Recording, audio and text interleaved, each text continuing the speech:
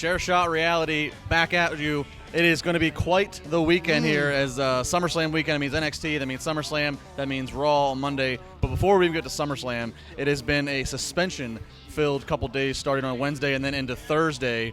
Alberto Del Rio a few hours later, then Paige. That was on Wednesday, announced for 30-day suspensions. On Thursday, Eva Marie. As of this filming, that's all that we know. Maybe more happens after you see this. Sure. Josh, I'll get your first reaction. I tell you, you look at Alberto Del Rio, obviously main eventing 2 SmackDowns, but no match at SummerSlam. You've not really seen Paige as she's kind of rehabbing and getting back to full strength of being on the main roster.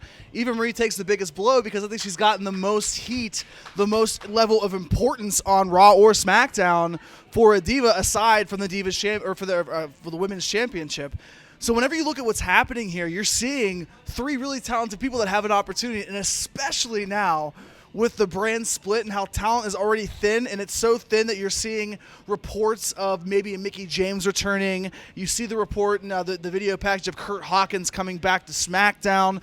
They can't afford to lose multiple people at one time, especially talented individuals like these 3. Absolutely. Paige and Del Rio both very talented, but it is certainly Del Rio just has not clicked the way that you think a guy with his talent and pedigree should. Paige, it's hard to say what's going on, and that's the tough thing. Is WWE doesn't make anything more public other than they violated the policy. So and that sucks in a lot of ways. Because while it does protect some privacy, it sucks because people automatically assume the worst. They think the criminal. I don't know what the deal is with Del Rio and Paige. It certainly is. It's certainly suspicious the fact they've been in a relationship that's been somewhat controversial in terms of what WWE thinks about it, and they get suspended on the same day. And it could easily be the same thing potentially. Right. A protein supplement or something that popped. They're both using it. They're both trying to get stronger and better. Del Rio's in the best shape of his life at 39 years old. Yeah. That's not something that's ordinary for most people. So you say that they're in a relationship. I think that people say, well, Del Rio and then Paige, oh my goodness, they're both suspended. They're like, okay, if they're not going to suspend Paige for no reason just because her boyfriend got suspended. It's all I hope is, I actually do think Del Rio, as talented as he is, he might be better fit outside of WWE. He has so much. It hasn't clicked with. WWE stripped away everything that was good about him. They took away the personal ring announcer. They took away the car entrance. They gave a very awkward babyface turn in his first stint. So. That being said, and Paige, I hope after 30 days of time off, I hope that we get a rejuvenation of her career. Well, let me ask you this. Too much talent to waste. It's too much talent for Paige. She's only 24 years old. She thinks she has 10 years of great wrestling left in her before she kind of tails off. You see Eva Marie and her storyline, and you wrote about it in the Tribune review about, it's ironic. It's kind of good that the storyline is going this way.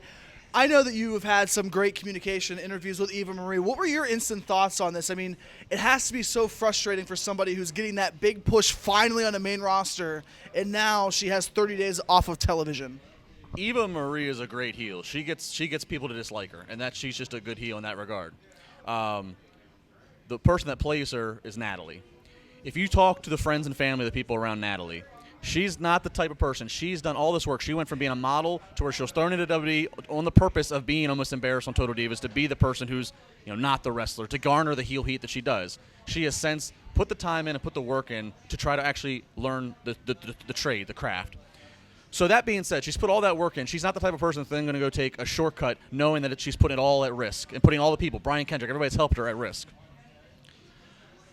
From my understanding of things, she went out of her way to make sure, hey, look, I want to make sure I don't do anything that violates the policy. Look, we're everybody's people. We're everybody's people. We all have, we go to the doctors. You're dealing with different things. From what I understand, she went out of her way to communicate with WWE, have them communicate with her people, their medical, everything. And I'll just say this: on the one channel, on the WrestleZone channel, our talk about Brock Lesnar not being tested on the wellness policy, it did over 60,000 views. Yeah, and we talked about the policy and how they execute and abide by it. I'm just gonna say this: this incident here proves that this is more Swiss cheese wellness policy. And this is the WWE apologist talking. This is the guy that never says anything bad about WWE. Everybody hates you for thinking that you're like being paid by WWE. Me being one of them. I've never seen your pay stubs, LeBar. I'm giving you the reality because of what I do, the reality check. And the reality check here is this shouldn't have gone down the way it did. And I just hope. Call it as is. Call bullshit. Yeah. Say it. Yeah. No, Justin, say it. It's bullshit. Okay. Wow, look at you. Look at you. Oh, my God. I've never been turned on by you before, but, I mean, it might be the first time. So let me ask you this. You said to sum it up with Eva Marie, people are giving her all this crap. She's a great heel. Who was a model that came in WWE that obviously proved everybody wrong about 15 years ago? Trish Stratus. Boom. Yeah. Hey, if you want to talk more WWE, I'll be in Brooklyn this Sunday. You can come join me at 205th. It's a free pre-party at 4 o'clock, just a few blocks from the Barclays Center. I'll be on 120 Sports Facebook page at 2:30 with Christian talking more SummerSlam. We'll be on 120 Sports Facebook again at midnight, post SummerSlam with Sheamus talking about what happened. So much stuff. Make sure you stick to all of our social medias. We're all going to be tweeting and having lots of good feedback and analysis this entire weekend. It is the second biggest weekend of WWE's calendar. We got SummerSlam predictions coming up. Renell Hunt will join us.